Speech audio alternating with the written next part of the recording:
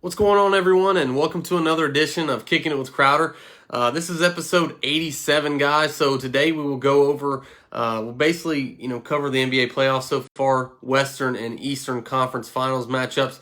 Also, Team USA basketball announced their roster the other day for the 2021 Olympics that was postponed last year, will take place this summer. We'll go over that roster, kind of who expected to maybe start, and also, guys, we'll go over the head coaching in the NBA, the head coaches that have already been hired, and also the 5 jobs that are left. I'll rank those. And then College World Series, we'll talk about the 3 teams that have already been eliminated, and then plus the game tonight as well. So, guys, thank y'all so much for joining me tonight. I really appreciate it. Don't forget to comment, like, share down below. Get this out so more people can see it. All right, guys? So, I really appreciate y'all joining me tonight. Let's do it. What's going on, everyone? And, all right, so we're down to 4 teams now in the NBA. All right, so we're down to the Suns and Clippers, 2 teams that, the Suns haven't been to the final since 1993, the Charles Barkley-led Suns, and the Clippers have never been there to the NBA Finals. So one of those 2 teams is going to get there for the first time in a very, very long time. And then in the East, guys, the Cardiac Kids, the Atlanta Hawks, man, defeat the number 1 seed, the Philadelphia 76ers, in Game 7 last week. Now they're playing the Milwaukee Bucks. Not a lot of people gave them an opportunity to win this series. Not only did they win Game 1, they have a legitimate shot to beat the Bucks. I really truly believe that, especially if Trae Young is working that pick and pop, pick and roll up at the top of the key with John Collins and oh my gosh, the center, Capella. So, as long as they're doing that and Trae Young is hitting those little pick and pop, pick and rolls. Also, offensive rebounding last night was a very, very huge key in the win for the Atlanta Hawks. The Atlanta Hawks are playing very good basketball right now. They believe Nate McMillan has done a great job with this basketball team since he's taken over. And, Game 2 is not a must-win. Just compete. Just go out there and compete with Milwaukee. You already did your job. You already stole Game 1 from the Milwaukee Bucks. So, you took home court advantage away from the Milwaukee Bucks. Now you just got to go, go compete in Game 2, see what happens. And then if not, you're at least tied up going into Game 3 back in Atlanta on Sunday, I believe. But it's all up, who knows what's going to happen with these Atlanta Hawks. I mean, I truly believe they have a legitimate shot to get to the NBA Finals and either face a Phoenix Suns or a LA Clippers team. So we'll see what happens, guys. Trae Young was spectacular last night, 48 points in his Eastern Conference Finals debut. That is the most points all time, a little bit more than LeBron James and a little bit more than Kobe Bryant back in 2001. So unbelievable what Trae Young was able to do last night. He was cooking, dropped a 48-piece fried lemon pepper hard on him last night in Milwaukee. And shout out to Trae Young. For those of you who question the Luka Doncic and Trae Young trade, I'm sorry, but it's working out for both teams. Trae Young, not only did the Atlanta Hawks get Trae Young, they also got another piece in Cam Reddish as well. So those 2 players basically were traded for Luka Doncic, and it's working out for both teams. But now Luka is out back-to-back years in the first round, while Trae Young takes his team to the Eastern Conference Finals in his very first postseason appearance. So I think the Atlanta Hawks truly believe they can win. Nate McMillan has instilled a confidence with this group to just go out there, leave it all on the floor, and they just believe in each other. They believe in their brother next to them, and I'm really excited about this Hawks team. I'm a big Atlanta Braves and Atlanta Falcons fan, but at the end of the day, I'm still rooting for the Hawks hardcore. I'm not going to sit here and act like, I'm the biggest Hawks fan ever, but I am from the state of Georgia. I was born in Atlanta, and I'm going to root for the Atlanta Hawks over these last 4 teams. That's for sure. Just shout out to the Atlanta Hawks. Shout out to Trae Young. Shout out to just the GM, the organization. Just they're doing the right thing, and you'd have to just worry about like Lloyd Pierce at this point. Like, man, what was he doing wrong with this basketball team? Because they have just bought in to everything Nate McMillan is selling there in Atlanta. So guys, also the Suns are up 2-0 against the Clippers. So and they get Chris Paul back tonight. This is basically a must-win for this Clippers team, who's playing their 5th straight game without Kawhi Leonard. Kawhi Leonard is just such a huge piece for this team. Paul George has been playing fantastic basketball, but did miss those 2 free throws at the end of the game. They could have put him up 3. He misses both. And then we all know what happened with the inbound to DeAndre Ayton with 0.9 seconds left on the clock. Perfect alley-oop pass by Jay Crowder. And they end up winning that basketball game. So what a great game that was. I mean, unbelievable game from start to finish. Looked like the Clippers were going to steal one and get it 1-1. But, Chris Paul and, the Suns get it done without Chris Paul. And now they have Chris Paul coming back. Top 5 MVP candidate this year. And Cameron Payne, man. Cameron Payne has just been playing very, very good basketball. I mean, this is a guy who got cut from the Oklahoma City Thunder, kind of a borderline player in this league, and he is just playing fantastic basketball, and you got to credit that a lot to Chris Paul. I really enjoy watching this Phoenix team play. Devin Booker, I mean, he's arrived. Him and Jason Tatum, to me, remind me so much of Kobe Bryant, just the way they're able to score the basketball, and then also they bring it defensively as well. And then DeAndre Ayton. DeAndre Ayton, was a guy who a lot of people said, the Suns messed this pick up. Well, it looks to me like DeAndre Ayton is going to be a max player down the road and can be, that second to third option on a championship team. And I really like DeAndre Ayton. I liked him at Arizona. I also like what he's brings to this Phoenix team. He's basically averaging either 18 and 10, 20 and 10 type guy, and he's getting better every season. And then Monty Williams has done a hell of a job with this team. I mean, the Phoenix Suns had one of the worst records in the NBA 2 years ago, and now they are two games away from the NBA Finals. And it just seems like the Hawks Suns, man, I think that is going to be the matchup in the NBA Finals. Not a lot of people think that Atlanta can beat Milwaukee. I truly believe they can. They just did something that Brooklyn was not able to, that the Brooklyn Nets were not able to do against Milwaukee, and that is to go into Milwaukee and steal a game, and that's what the Atlanta Hawks did. Atlanta Hawks now have won 3 straight game 1s on the road. So that is just fabulous news coming out of Atlanta. And if you don't believe in this team right now, you probably never will. They are that good. They are as good as advertised, and Trae Young is just leading the way. He's a superstar, and I guarantee the NBA will not. He will make every All-Star game on from here on out, because Trae Young did not even make the All-Star team this year.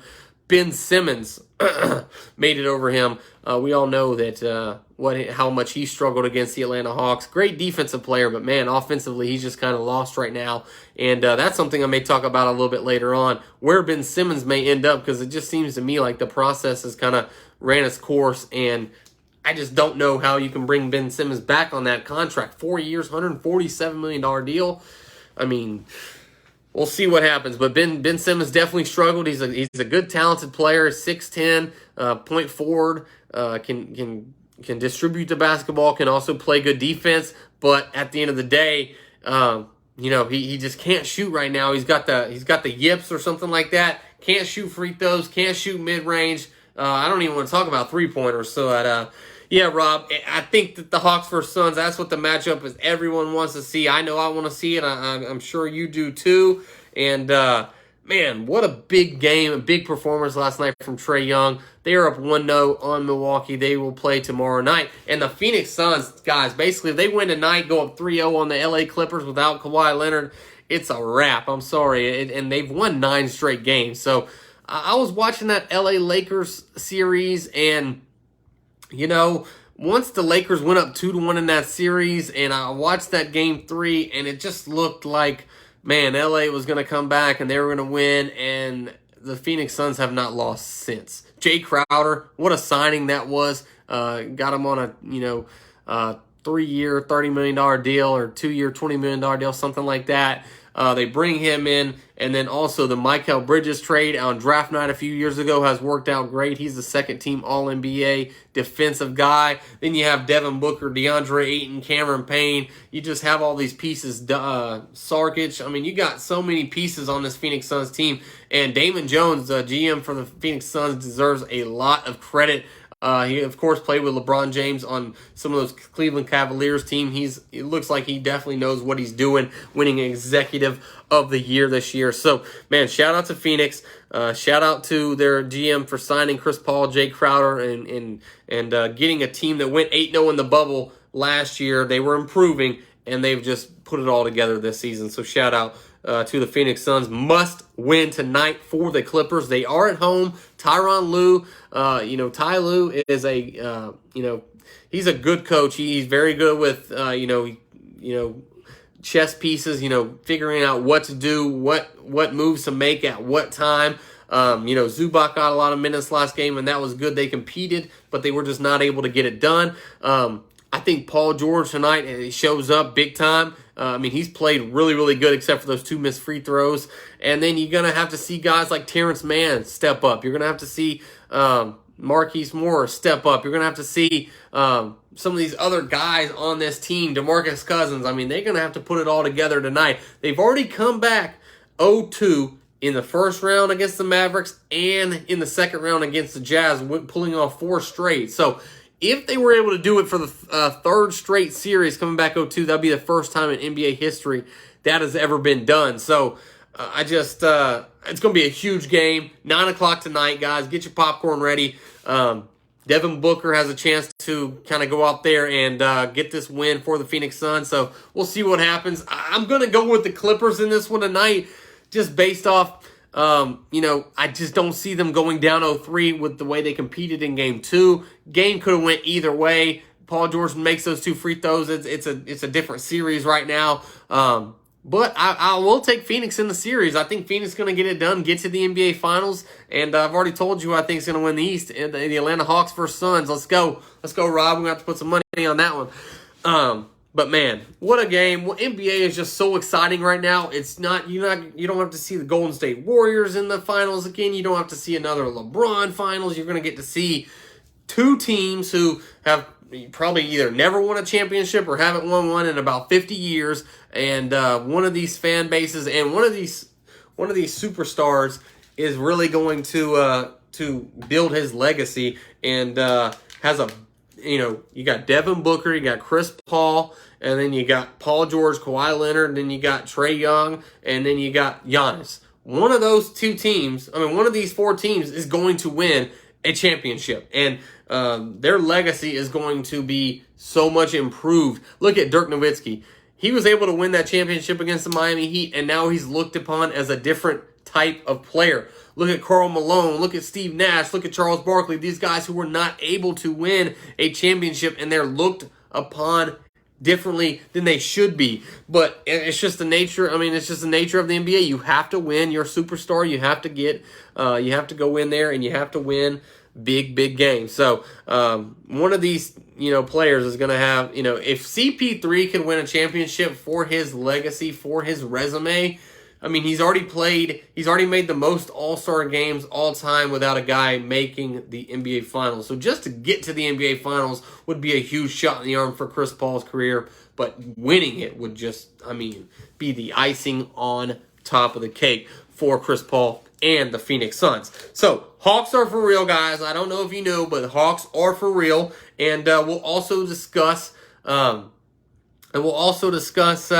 the USA basketball team tonight. I'm going to talk about that roster, who I think will represent the starting lineups and things like that.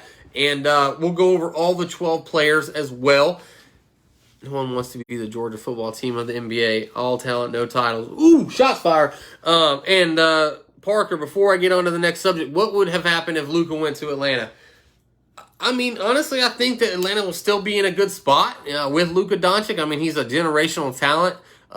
First team All-NBA this year. I think he was first team All-NBA last year as a second-year player. Average, 28, close to a triple-double, 28, 10, and 10.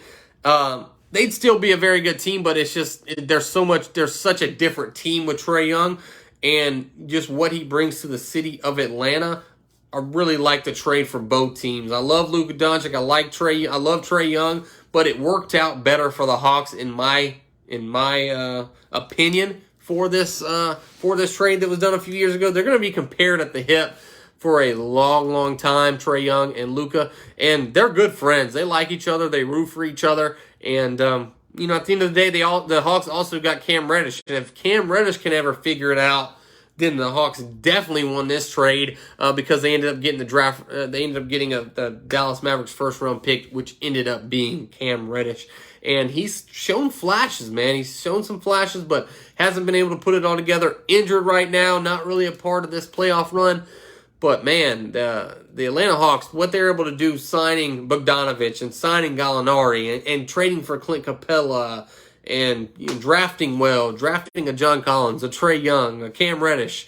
They also get the the forward from USC this past year. So I really like what the Atlanta Hawks do, and the GM is orchestrating this team similar to how the Golden State Warriors, and that's where he came from. He came from the Golden State Warriors as an assistant GM there. He's now our GM, and he's doing wonders with this Atlanta basketball roster. Shout out to you. And guys, tickets for Sunday night, Milwaukee, Atlanta are like $250 right now, and that's like the nosebleed. So, I mean, it's hype. State Farm Arena is going to be hype. I've been to some games in State Farm Arena where they're more opposing fans than actual Hawks fans, but that will not be the case this Sunday against Milwaukee.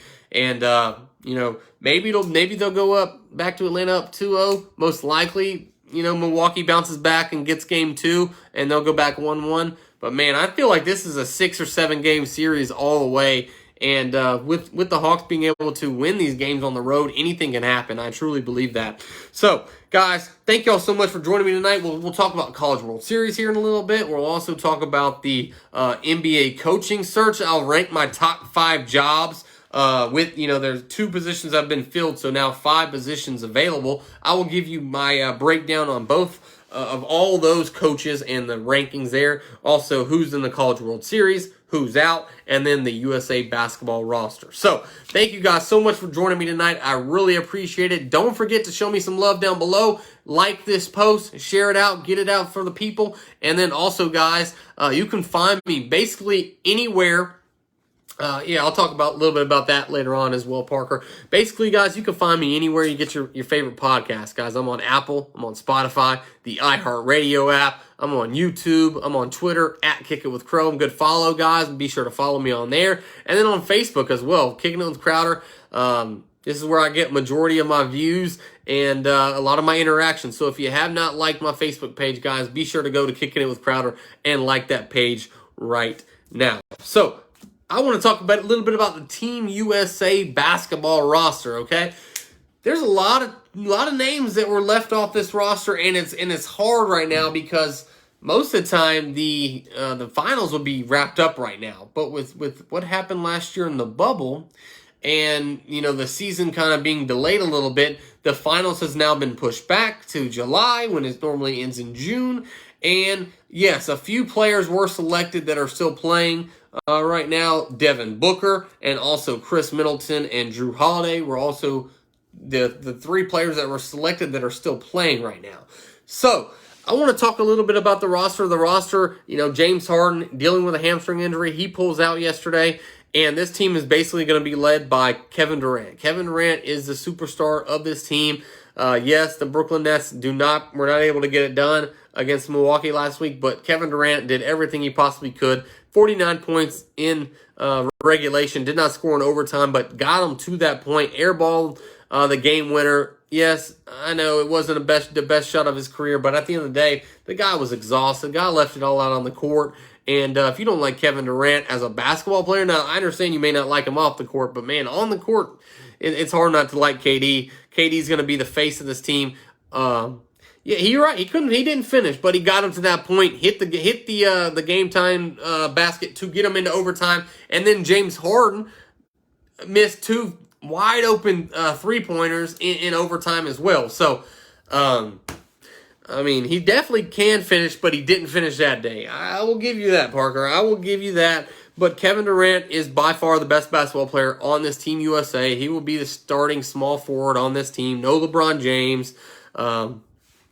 There's a lot of names that aren't on here. James Harden, Kyrie Irving, Steph Curry, LeBron James. Those are just some names to name a few who opted out. LeBron basically went in the bubble last year, then had to play this season, had injuries. He's got the Space Jam movie going on, so he has opted out. He is not going to be in the 2016 in the 2020 Olympics. Played in 2021, but KD has some good guys and some great all-stars following him, okay? So Damian Lillard, guys, he's most likely going to be the starting point guard on this basketball team. We all know what he did this year, 28 points per game. Just a great basketball player, plays for the Trailblazers, and he's probably going to be the starting point guard. He's a great facilitator, and also just a great overall scorer. Just a cool person. Dame, I'm not sure if you've checked out Ian Dame's raps. He's a good rapper as well. And I really like me some Dame time. So Dame is going to probably be the starting point guard along with Kevin Durant at the 3. And then you have a couple options that you could start at the 2 guard. You got a Devin Booker, who I mentioned earlier, and then Jason Tatum. 2 guys that remind me a lot of Kobe Bryant. I really, really like Devin Booker and Jason Tatum. Whichever one of these 2 guys doesn't start between Booker and Tatum, I think the other guy comes off the bench and is that like 6-man, similar to what Melo did in the 2012 Olympics, coming off the bench, but was their leading scorer. I really feel like Booker and Tatum, one of those guys will come off the bench and lead the USA in scoring. So I'm going to go with Devin Booker as the starting 2 guard, Dame Lillard as the point guard, and then KD as the small forward. And then you have some other options, guys. You have some you got some names like Draymond Green. You got Bam Adebayo. You got Kevin Love, who is an older guy, who is not an all-star anymore, but has played in the Olympics before, brings a big man with some shooting ability to the team. He and Bam Adebayo will probably both play center. Draymond Green will probably play a little bit of center too as a smaller kind of facilitator for this Team USA. So let's go over the rest of the roster, guys. So I got... I'm going to start Draymond Green at center or Bam Adebayo at center and power forward. So my starting lineup would look like Damian Lillard, Devin Booker, KD, Bam Adebayo, Draymond Green. That's kind of where I see it going. Yes, you could see one of those big guys slide out and maybe a Chris Middleton, who is 6'8", slide into maybe the power forward or small forward role. Also, Kevin Love, wouldn't be surprised if maybe he got some starts. But yeah, and Simmons is actually not going to play for Team Australia, which this Australia team has a lot of good talent. Also, Canada has a pretty good team as well. But let's just be honest, none of these teams can hold Team USA's jockstrap. It's going to be, I would be surprised if USA didn't win a game more than 15 points. I mean, I really feel like this team, yes. It's not, you look at the roster, I mean, they have guys like Kevin Love, Jeremy Grant, Zach LaVine, Drew Holiday. I mean, they have some really good players, but there's some names on here that are guys who aren't even all-stars in the NBA who made this roster. So you have Draymond Green, guys, you got Bradley Beal, Kevin Love, Bam Adebayo, Jeremy Grant, Zach LaVine, who took James Harden's spot, Chris Middleton, and Drew Holiday. So, I like the team. You basically got 6 guards, 6 forwards. Bam, Kevin Love, and Draymond Green will kind of play that forward center role. And Greg Popovich, I mean, he's one of the best coaches in NBA history. He'll find the right rosters, the right lineups for this team. And I expect, all 12 players to play in most of the games. And I don't think that, Parker. I don't think that. I don't see a team beating them. I mean, maybe Spain, maybe Argentina. Like I said, Canada's much improved. Australia's got a decent little team, but they're not going to be able to compete with this Team USA roster. And they basically, they've won every year since 2008, 2012, 2016. They lost in 2004, winning a bronze medal in the Olympics. So hasn't happened in the last 3 cycles. I don't see it happening this year. This team will win gold. I'm going to go ahead and put that out there. So Coach K hands off the reins to Greg Popovich, and Greg Popovich has a lot of talent to work with. Some really good scorers. I mean, KD, Dame, Booker, Tatum, Bradley Beal, those guys can get buckets whenever they want against whoever they want. And then you have guys like Bam Adebayo and Draymond Green who are going to play great defense, and then are going to rebound the basketball. Kevin Love can still play a little bit of defense, rebound, and then shoot some threes. Jeremy Grant's got a great motor. Played for the Nuggets last year and played for the Pistons this past season.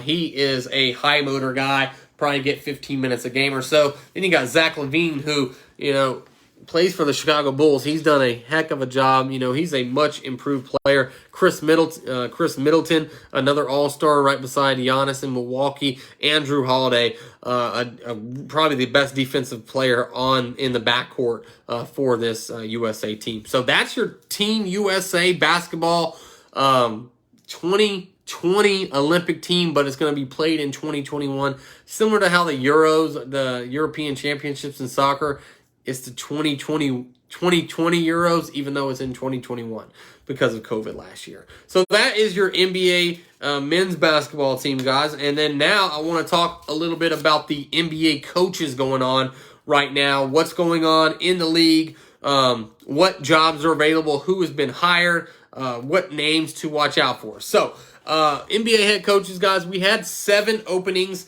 at one point. You had the Boston Celtics and the Indiana Pacers have now found their head coach. Brad Stevens, of course, steps down as the Boston Celtics head coach, and now he's the president of basketball operations. And he hires Ime Udoka. So he is an assistant coach. He used to be an assistant coach with the Philadelphia 76ers, and then also this past year with the Brooklyn Nets with Steve Nash. He was on Steve Nash's staff with Mike D'Antoni. Both those guys could be getting head coaching jobs this season. D'Antoni, of course, left Houston last year after they were eliminated. D'Antoni, of course, helped coach with Steve Nash this year. And Udoka probably had one of the best coaching staffs in all of the NBA. Hear nothing but good things about him, and he's got some good talent to work with down in Boston. This Boston team, I know they didn't get out of the first round this year, but this is a team who went to the Eastern Conference Finals last year, lost to the Heat in 6 games.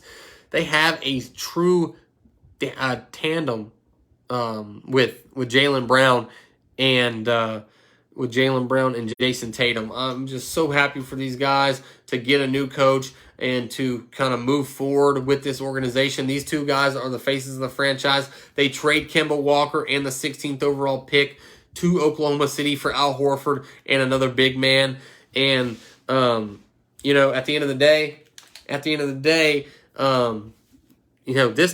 Boston Celtics team does have a lot of talent, and I would be shocked if they didn't make, a leap next year and improve from what they did this year. I just don't see it. Jason Tatum's too good. Jaylen Brown's too good. Like you said, Parker, Jaylen Brown is a heck of a defender, averaged 25 points a game this year. Once he got hurt with that wrist injury, the Boston Celtics were just not the same. So I'm interested to see what Ime does to this team, what he brings to this team, leadership he brings, his knowledge, and him and Brad Stevens working hand in hand together. I want to see what they're able to do. The Indiana Pacers snagged a coach today, a very familiar name who coached from them from 2003 to 2007, and that is Rick Carlisle, the former Dallas Mavericks head coach and also a former Boston Celtics player in the 80s. Rick Carlisle goes to a team. This is a pretty decent Indiana team. They have Sabonis. They have a couple other pieces here and there. They have Miles Turner. They have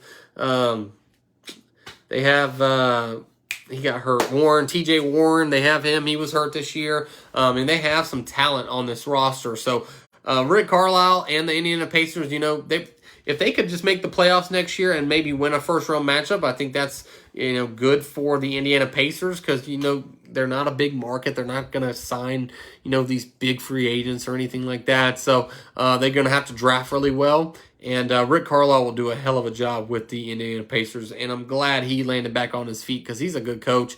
Really don't think he deserved to be kind of fired from the Mavericks. I mean, did bring them a championship in 2011, but I think it was time. I will talk about the foreign substance, Parker, I promise. But I got NBA coaches, then I got College World Series stuff, then I'll talk a little bit about illegal substance, all right? So, and then now basically, guys, there's 5 jobs available right now. You got the Dallas Mavericks, the Washington Wizards, who got rid of Scott Brooks, the Blazers, who parted ways with Terry Stotts, and then the Magic and the Pelicans. So a couple of these jobs have some high-profile players. I really feel like the Dallas Mavericks job right now is the best job out there available. And Rick Carlisle, the former Dallas Mavericks coach, came out today and said he kind of endorsed Jason Kidd. I think he thinks Jason Kidd should be the next head coach of the Dallas Mavericks. Jason Kidd, of course, coached the Brooklyn Nets, also coached the Milwaukee Bucks before Budenholzer, and then now has been an assistant coach with the LA Lakers the last 2 years, won a championship on the staff last year with LeBron James. So Jason Kidd, great point guard, Hall of Fame point guard, pair him with Luka Doncic, and then maybe you have something cooking. I really feel like the Mavericks need to maybe think about moving Porzingis. He's a good player. He's a really good player, but I just don't think he's that number 2 guy you can have beside Luka Doncic to win a championship. Dallas gave everything they could to the Clippers, but they just didn't have enough firepower at the end. I think Dallas Mavericks is the best job right now, followed by the Blazers. I think the Blazers, you know what you have with Dame Lillard. Do you possibly move a C.J. McCollum to get maybe, I'm going to throw this out there, C.J. McCollum for Ben Simmons? You get Philadelphia some shooting, and a guy can get buckets at any point, and then you bring Ben Simmons to a team surrounded, with some perimeter shooting, and Ben Simmons is also a great defender as well.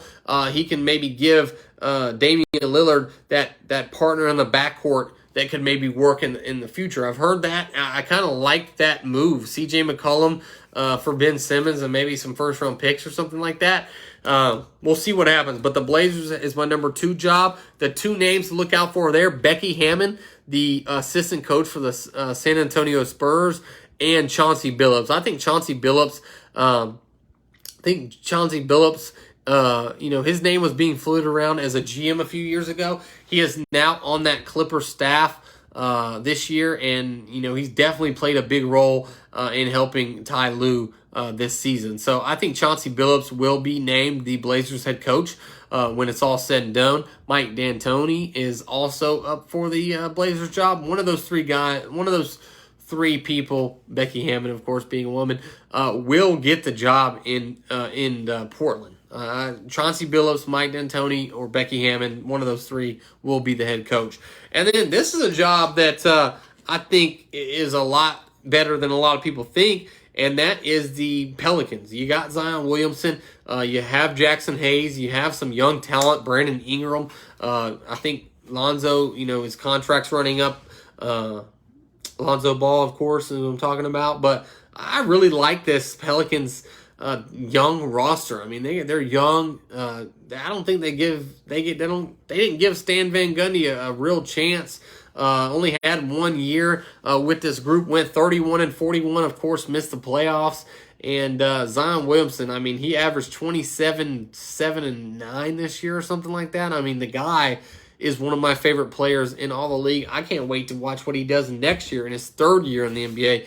I mean, just the leaps and bounds he took from his 1st year to his 2nd year was amazing. And I really think he'll be in the gym putting in work this summer and can really take his game to the next level. And the Pelicans can have a nice 1-2 combo with Brandon Ingram. So that's my number 3 job. And then my number 4 job, guys, the Wizards. You still have Bradley Beal. You still have Russell Westbrook.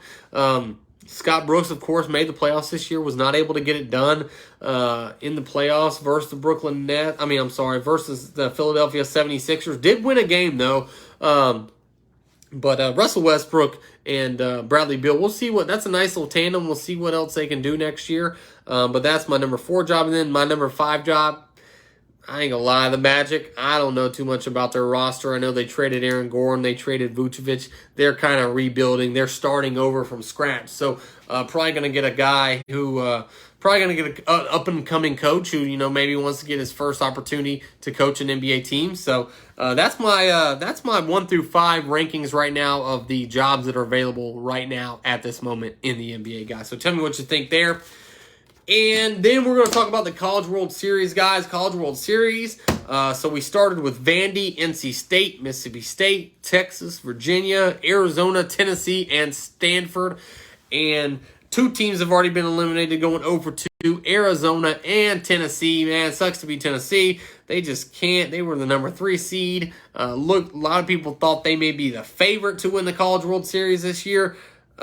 They lost both games. They're out. They do have a up-and-coming coach. I think he's building something good down there in Knoxville, but they just weren't ready to get it done this year. Arizona, of course, had to face a Vandy team that was pretty good in the first round, and then I think they lost to Texas or so in their second game. So Stanford, of course, loses last night to Vanderbilt. So there's 5 teams right now that are able to win a national championship, and it starts with NC State and Mississippi State. NC State not only beat Arkansas after they lost game 1 in the Super Regional, they win game 2 and game 3, but then they come out and they beat a Vanderbilt team with Jack Leiter, who struck out 15 batters in their matchup, but they just had that 1 home run to win 1-0.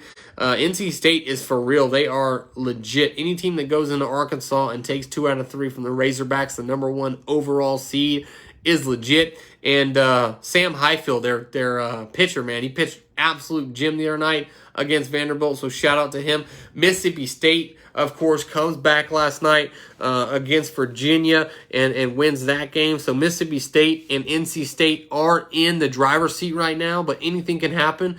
And then you have teams like Texas and Virginia. They play tonight at 7 o'clock, so coming up very soon they will play. And basically, the loser of that game is eliminated, and it will be basically Vandy versus NC State, and then Mississippi State versus the winner of that game.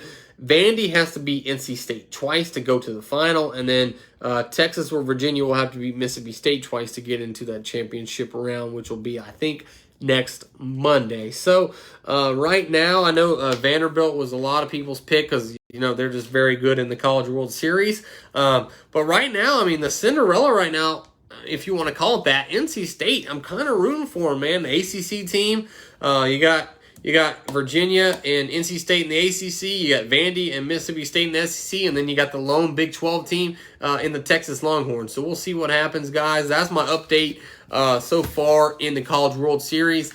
And my last thing, guys, I'm going to break this down for the foreign substance rule right now. Rob Manfred, I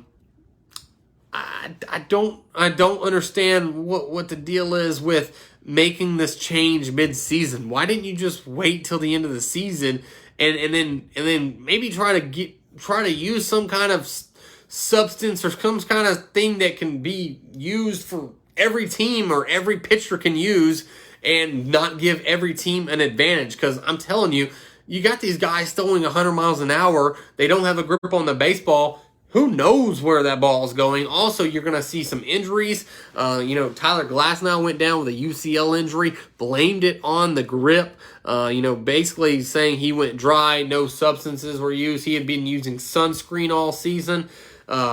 Pitches a game, doesn't use anything. Pitches the next game, injury. Basically, UCL, Tommy John, that's what the Tommy John injury is. He's trying not to have surgery and will try rehab, but most instances, man, just go ahead and have the surgery, get it over with, come back next year. But, man, Rob Manfred has he's got a lot of things on his plate because this is not good look right now for MLB. And the fact that it took this long to even do anything about it and you change mid-season just doesn't make any sense to me. You got the umpires now doing it. Then you got, okay, the pitchers may not have stuff, but what about the catchers? Or what about maybe the first baseman? Or, just having something on his hand. You saw Max Scherzer taking his hat off the other night.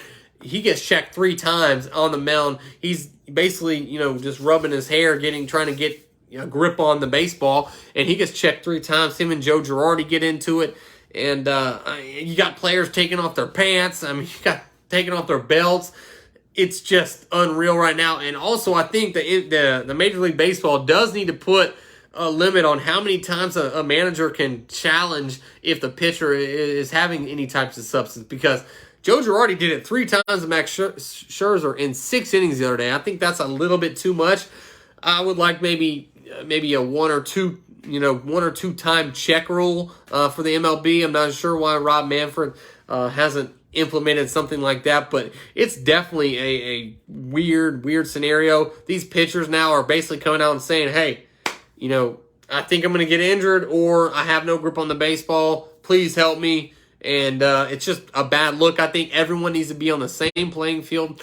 All pitchers need to be able to use something, but they need to be able to use it in fair amounts. They don't need to have a glob of pine tar in their glove, pine tar, spider tack, whatever you call it, sunscreen. They need to have some kind of grips. They need to be able to use where all 30 teams in the Major League Baseball are able to use something. I really think that needs to be addressed. But Rob Manfred got his hands full. He will have to figure out something in this offseason, because, man, it's not a good look right now for Major League Baseball making this change mid-season when it's been going on for years and years. So, thank y'all so much for joining me tonight. I really appreciate it. Shout out to the Atlanta Hawks getting Game 1 from the Milwaukee Bucks last night. Also, the Suns and Clippers play tonight at 9 o'clock. Stay tuned for that one tonight, guys. I think it's either on ESPN or TNT.